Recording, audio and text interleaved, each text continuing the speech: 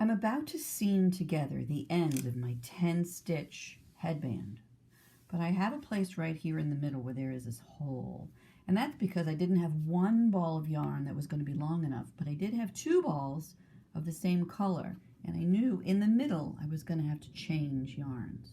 So I chose to do that not at the end of a row where it would be hard to keep a pretty edge like I have right here where it's all the same. So instead I chose to change colors in the middle of a row.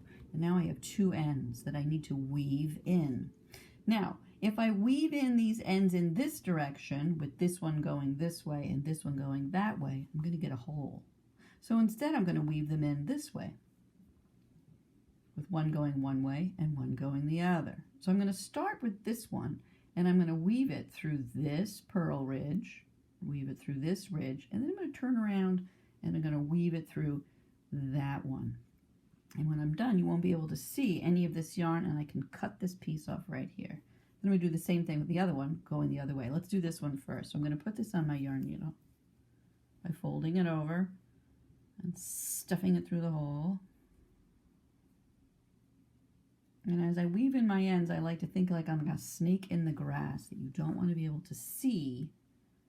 I want to hide the yarn underneath these bumps. So I'm going to go this way and that way and this way and that way. And I usually like to do 5. 1, 2, 3, 4, 5. So I've sort of woven it through the bumps on my ridge. And notice how it's underneath, and it doesn't show on the other side. I'm going to slide that needle through.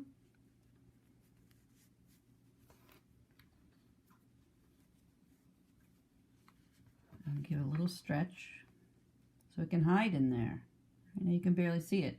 Now I went this way. Now I'm going to turn around and go that way because I like a zig and a zag. And I'm a right-handed person, so I'm going to turn my work around the other way. And here I go back. I'm going to weave it again. 5 ones. 1, 2, 3, 4, 5. And there they are. And again, can't see it on the other side. This is the good side. This is the wrong side. I'm going to slide this right through. Give this a little stretch. And you can barely see it, right? You can barely see it. This yarn is now done. It has finished its job. Grab a pair of scissors. Cut it right off. And that's the first weaving in of those ends. And I still have the second one to go. Let's take a good close look at this. If I don't want to go this way, I want to go that way. And again, I'm a right-handed person. Let's turn it upside down. I want to go this way. Right?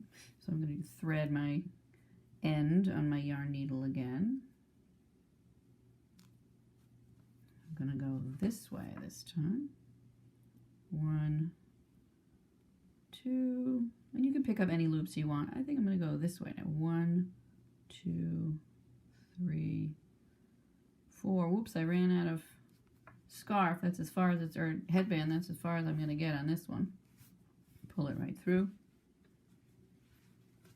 Remember, this is the wrong side, so it's not going to show too much here, and here it won't show at all. I'm going to turn around and go back the other way.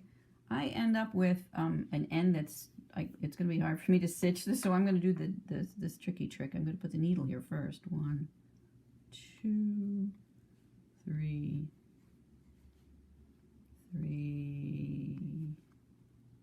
4, right?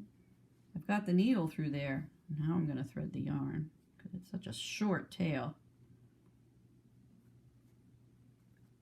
And I'm going to slide it through. Give it a little stretch. Check the other side. On the other side, you can barely see where my patch was right here. And the more I wear this and the more it stretches out, the more it's going to disappear.